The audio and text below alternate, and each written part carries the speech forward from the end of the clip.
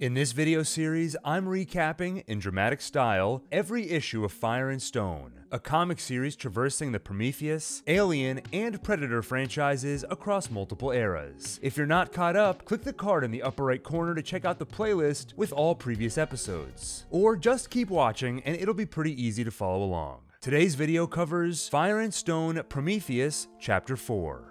On the distant moon, LV-223, a mutated construct named Eldon boards the Helios, bringing the accelerant-born monsters with him. Alarms ring throughout the ship and an announcement is made telling the crew to evacuate and seek refuge at the alien crash site. The Helios has been compromised. Eldon is to be considered dangerous. Do not engage the creatures. One of the crew members fails to heed this warning and uselessly fires his pistol. He and his crewmate are promptly and violently devoured. Watching the Helios from a distance, Chris thinks of her wife trapped on board. She looks to her captain. "You think they can make it?" "Yes," Angela responds. "We're trained. We know how to handle this." Springing to action, she requests evacuation from Traynor, currently manning the engine core vehicle still floating above the planet. At the Helios, several crew members manage to escape on wheeled buggies. Their alien foes follow, using tree branches to attack from above. Much of the crew is slaughtered, but some survive, including Chris's wife, Jill. The two briefly enjoy a reunion as Angela shouts, "Inside the wreckage, let's go! Help the wounded if you can, hurry!"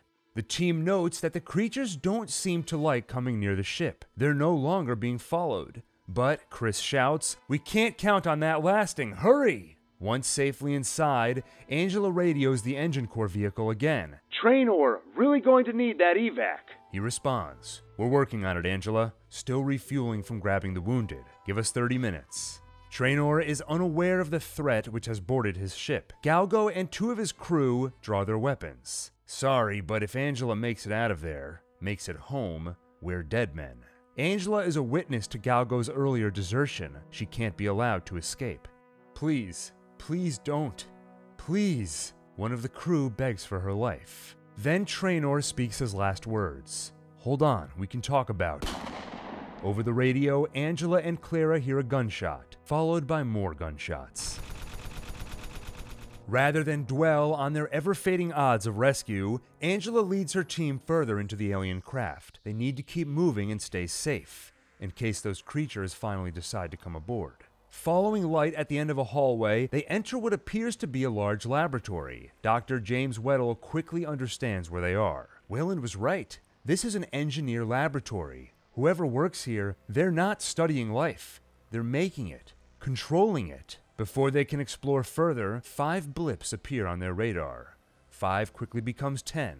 Then, oh god, 20. They keep coming. "Tell me it's crew members," Angela begs. He replies, no transponders. Whatever's coming for us, it's not human." Angela wastes no more time and shouts, "Move out, people! There's too many open spaces here. We can't defend this."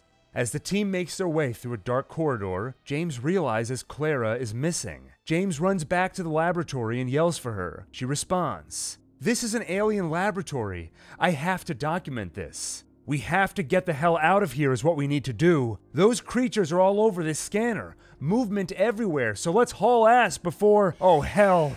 The creatures, no longer just blips on our radar, arrive. With James and Clara left behind, Angela continues leading the others through darkness. They hold hands to ensure no one is separated. However, one of those hands is no longer attached to a body. The creatures attack. Alien tongues and tails rip through human skulls, and explosions of blood rain as Angela shouts, "Run!" And those not in the midst of gruesome death do exactly that. Still in the engineer laboratory, Clara and James hold each other, preparing to meet a similar fate. James attempts to provide some comfort. "Clara, get behind me." "It won't matter, James," Clara says. "They're everywhere." Tearfully, she adds, "Love you." And James responds, "I love you too." As drooling mouths filled with rows of razor-sharp teeth grow closer, a red light appears, drawing the monster's attention. An engineer approaches the creatures. It shows no emotion as they surround him. Then it activates its rifle and easily dispatches the creatures. Clara runs to their savior. Thank you. My name is Clara. This is James. Then the engineer turns its rifle on them, and those become her last words. Still aboard the Helios, Eldon stares at a poster that reads, "The universe is infinite. Take a friend along." "Friend?" Eldon mutters to himself, then angrily tears the poster in half. "Did that startle you?" Eldon asks the monsters around him. "Don't worry, you're my friends now. We need to remember that." Eldon leads the creatures into the ship's control room and continues. "I have to find Francis.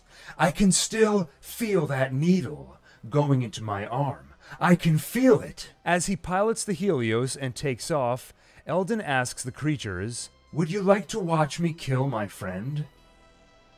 Stranded on the surface of LV-223, Angela and her remaining crew, now just Chris and Jill, run for their lives. They head toward the cave where Francis and Eldon originally took shelter. On their way, Angela finally decides to get rid of the accelerant she's been carrying and throws it in the lake. They arrive, and Jill begins to panic. Where are the others? Didn't anybody else make it?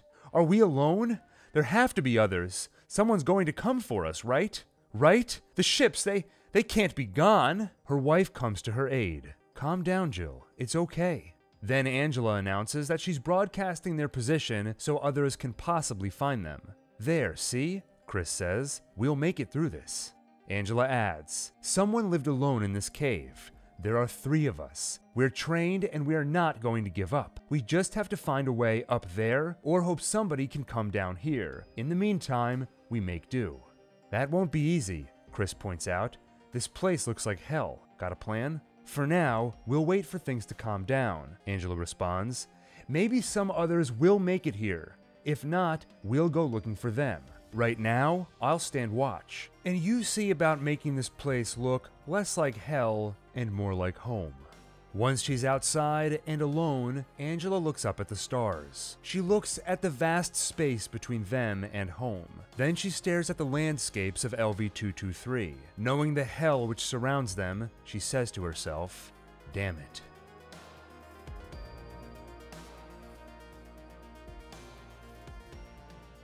That's where issue 4 wraps up. This was the final issue of Fire and Stone Prometheus, but the story continues in Fire and Stone Aliens. To give you an idea of what lies ahead, Fire and Stone is comprised of 4 volumes. Prometheus, which we just finished, Aliens, Alien vs. Predator, and Predator. Each of these covers different but connected stories. For example, in the last few issues, we referenced someone named Derek Russell surviving alone in the cave. We'll see his story next in Fire and Stone Aliens. We'll cover all 4 volumes and conclude with the grand finale, Prometheus Omega. That's a double-sized issue which caps off Fire and Stone and gives closure to the story we just finished. By the way, if you want to own a copy of the book, check out the link in the description. With that, I hope you've been enjoying my recaps of the series, and if you'd like to see more, make sure to hit the like button, hit the subscribe button, and hit the bell icon to get notified when the next video drops. Every time someone likes or subscribes, it goes a long way in helping the channel and getting me that much more motivated to make the next video. So I really appreciate it. Anyway, thanks for watching, and see you on the next One Take.